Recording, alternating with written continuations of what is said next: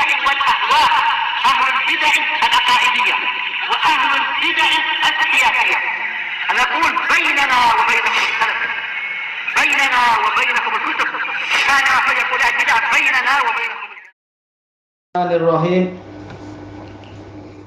Qala al-Imam al-Bukhari rahimahullahu taala, al-hadisus situn ba'dal mi'ah, 160. Ini masih terkait dengan hadis sebelumnya, hadis Utsman itu. Wa an Ibrahim qala Shalih bin Kaisan qala bin Syihab walakinna Urwata yuhaddisu an Humran.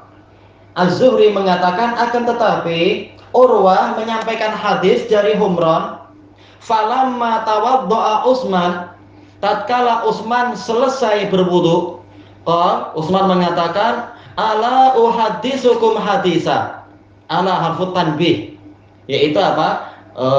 Yaitu persiapkan atau ingatlah. Boleh juga ini dengan pola pertanyaan, berarti ini hamzah istifhamiyah dengan la nafiyah. Tidak maukah kalian? Ini kalau diterjemahkan secara satu persatu. Tapi intinya maknanya apa? Maukah kalian untuk saya sampaikan kepada kalian suatu hadis? Laula ayatun ma haddatstukum. Seandainya bukan karena suatu ayat, saya tidak akan menyampaikan kepada kalian hadis itu. Sami'tun nabiyya sallallahu alaihi wasallam yaqul. Saya mendengar Nabi Shallallahu Alaihi Wasallam bersabda, la yatawadda'u rajulun, tidaklah seseorang itu berwudu, yuhsinu wudu'a, dia memperbagus wudu. Dalam riwayat yang lain, fa yuhsinu wudu'a, ada fa, tak masalah insyaallah. Wa yusalli shalah, dan dia mengerjakan sholat, illa ghufira lahu ma bainahu wa bainas shalah, kecuali akan diampuni untuk dia kesalahan dia antara dirinya dengan sholat. Nanti akan dijelaskan maksudnya insyaallah. Hatta yusalliyaha, sehingga dia melaksanakan sholat itu. Qala Urwah al-ayat, Urwah mengatakan ayat yang dimaksudkan oleh Utsman bin Affan adalah innal ladzina yaktumuna ma anzalna minal bayyinat, sesungguhnya orang-orang yang menyembunyikan keterangan-keterangan yang telah kami turunkan sampai akhir, yaitu Al-Baqarah. Sebagian pensyarah mereka menyangka hadis ini hadis mu'allaq, yaitu sanadnya tergantung-gantung. Kenapa tergantung-gantung? Karena Imam Bukhari langsung mengatakan an Ibrahim. Nah, antara Bukhari dan Ibrahim tentunya ada guru. Siapa gurunya? Ibrahim. Imam Bukhari tidak menyebutkan itu, kata pensyarah ini. Maka ini hadisnya mu'allaq. Tapi dibantah oleh Al-Hafidh, yaitu Imam Bukhari terang-terangan mengatakan wa'an Ibrahim, dan dari Ibrahim. Berarti hadis ini masih terkait dengan hadis sebelumnya, hadis nomor 159. Berarti siapa? Abdul Aziz bin Abdullah al-Uwaisi. Jadi ini sanadnya sama dengan sanad yang di atas. Karena yang di atas apa? Imam Bukhari mengatakan haddatsana Abdul Aziz bin Abdullah al-Uwaisi qala haddatsani Ibrahim. Jadi Ibrahim ini Ibrahim itu. Murid dia adalah ini Abdul Aziz. Jadi hadisnya bukan hadis yang tergantung-gantung, tetapi ini sambungan istilahnya. Kenapa? Iya, beliau yaitu apa? Si Ibrahimnya Abu Ya'qub, tetapi yang dibahas bukan itu, yang dibahas siapa perantaranya. Nah, perantaranya adalah Abdul Aziz itu. Beliau adalah Abdul Qasim Abdul Aziz ibnu Abdullah al-Uwaisi al-Madani, seperti sanad yang sebelumnya itu. An Ibrahim. Nah, ini Ibrahim yang disebutkan terdahulu juga, Ibrahim bin Sa'ad al-Madani. Beliau adalah Abu Ishaq. Kualitinya setelah disebutkan. Cuma sekarang ternyata Ibrahim memiliki sanad yang sedikit berbeda dari yang sebelumnya. Sebelumnya Ibrahim langsung meriwayatkan dari Ibnu Syihab. Sekarang Ibrahim menyebutkan saya ada sanad tambahan yang nanti isinya pun jadi lain. Yaitu siapa? Yaitu qala Shalih bin Kaisan qala Ibnu Syihab. Jadi antara Ibrahim dengan Ibnu Syihab pada sanad yang kedua ada Shalih bin Kaisan. Shalih bin Kaisan beliau adalah Abu Muhammad Shalih bin Kaisan al-Madani. Beliau lebih tua dari Ibnu Syihab. Jadi sanad ini masuk dalam bab apa? Dalam mustalahul hadis, riwayatul akabir anil asagir. Riwayat orang yang lebih tua dari orang yang lebih muda. Shalih bin Kaisan memang beliau tawadhu, walaupun beliau lebih tua, dan beliau ini adalah pengajar dari anak-anaknya Sultan, pengajar dari anak-anak Umar bin Abdul Aziz. Tapi beliau rela belajar kepada teman yang lebih muda, yaitu Ibnu Syihab. Baik. Nah, Ibnu Syihab mengatakan ada yang tidak disebutkan pada riwayat sebelumnya. Riwayat sebelumnya Ibnu Syihab langsung apa? Meriwayatkan dari Atha bin Yazid. Sementara sekarang Ibnu Syihab meriwayatkan dari Urwah. Kemudian dari siapa? Dari Humran. Jadi ada sedikit perbedaan sanad. Baik. Nah, Urwah ma'ruf, telah sering kita lewati. Beliau minal muksirin, minal ulama, minal fuqaha, dan beliau faqih, siqah. Beliau Urwah ibnu Zubair, beliau Abu Abdullah. Baik. Faqihun sobul, dan juga siqah, dan seterusnya. Kualiti beliau, manakibnya banyak. Yuhaddisu an Humran, meriwayatkan dari Humran, ya, dalam riwayat semalam itu tanpa melewati Atha bin Yazid al-Laisi. Urwah ini Madani. Humran telah kita lewati semalam, beliau Humran bin Aban al-Madani, siqah, kasirul hadis. Berarti sanad ini apa itu? Sanad ini adalah musalsal bil madaniyin juga, sebagaimana dijelaskan oleh Al-Hafidh. Tetapi sanad kedua ini sisi keindahan yang lain apa? Selain musalsal bil madaniyin, di dalamnya ada 4 tabi'in. Humran ini yang tertua. Kemudian yang di bawahnya Urwah. Yang di bawahnya adalah Ibnu Syihab dan Shalih bin Kaisan. Nah, ini 4-4-nya adalah para tabi'in. Jadi sampai 4. Kalau yang di atas, sanad yang semalam itu hanya 3. Baik. Nah, sekarang apa isinya kalau untuk sanad yang baru ini?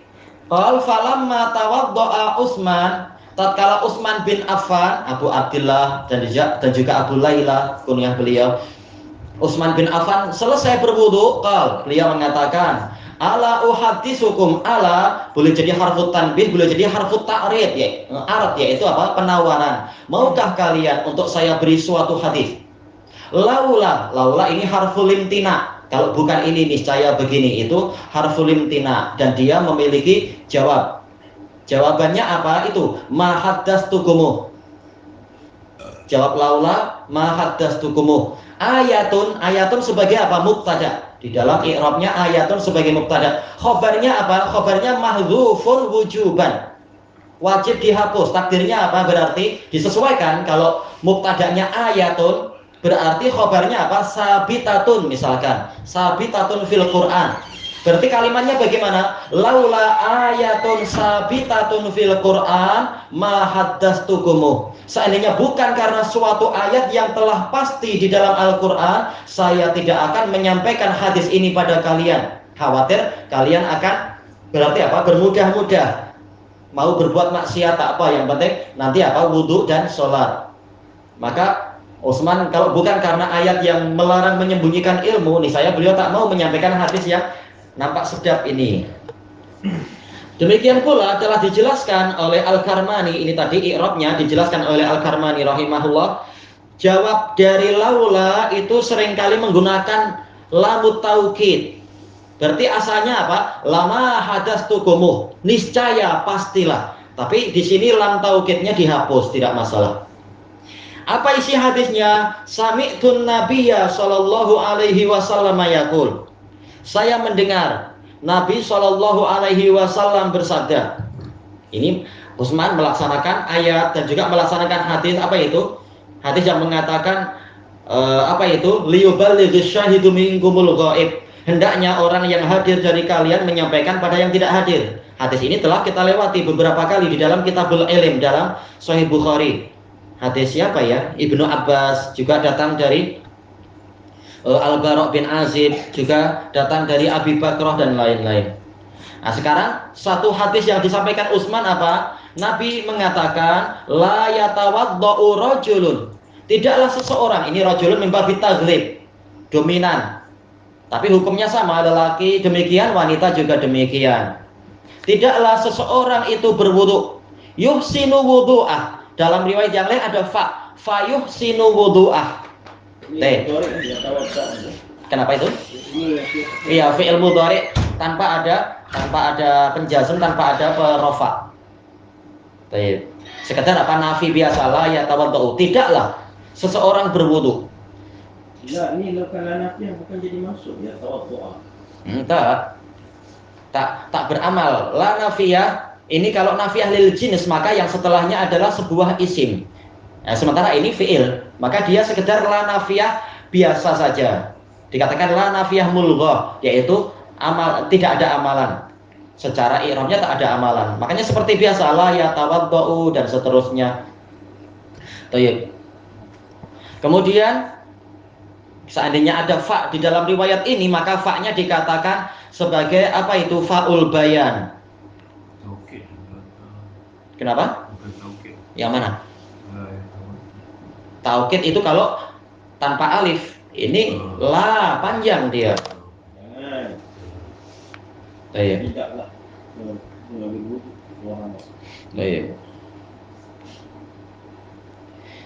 Seandainya ada fa, ini dikatakan apa? Fa'ul bayan. Fayuhsinu wudu'ah, didatangkan setelah untuk memperinci apa yang masih global. Ya tawaddu ini adalah global, kemudian diperinci fayuhsinu wudu'ah. Maka ini fa bayan. Al-Karmani mengatakan yaitu fayuhsinu, seandainya riwayat ini ada fa sebagaimana dalam riwayat yang lain, ini fa-nya untuk libayani asyaraf, menjelaskan kemuliaan. Karena wudu biasa, sekedar wudu yang memenuhi syarat dan rukun itu sudah cukup. Tetapi Nabi menginginkan ada yang lain, yaitu wudunya diperbagus. Berarti yang wajib-wajib juga dilaksanakan walaupun tidak sampai rukun dan syarat. Kemudian apa? Adab-adab wudu juga dilaksanakan dan sebagainya. Maka ini adalah level yang lebih tinggi daripada sekedar gugur kewajiban dalam wudu. Nabi menginginkan bukan hanya wudu yang wajib, tapi wudu yang levelnya level memperbagus kualiti wudunya. Maka ada fa dalam riwayat yang lain. Memperbagus wudunya. Wa yusolli sholah, dan dia melaksanakan sholat. Sholat apa ini? As-sholat. Kalau dalam riwayat Muslim itu as-sholat al-maktubah, sholat wajib. Dan ini bukan sebagai pembatasan, karena riwayat-riwayat yang lain mutlak, jadi sholat yang lain pun tidak masalah. Cuma ini mimbabi taghlib, yaitu biasanya orang baru akan wudhu tatkala apa? Akan sholat wajib. Sudah biasanya apa? Namanya kebanyakan orang sudah sekedar sholat wajib sudah bagus, apalagi sholat sunnah.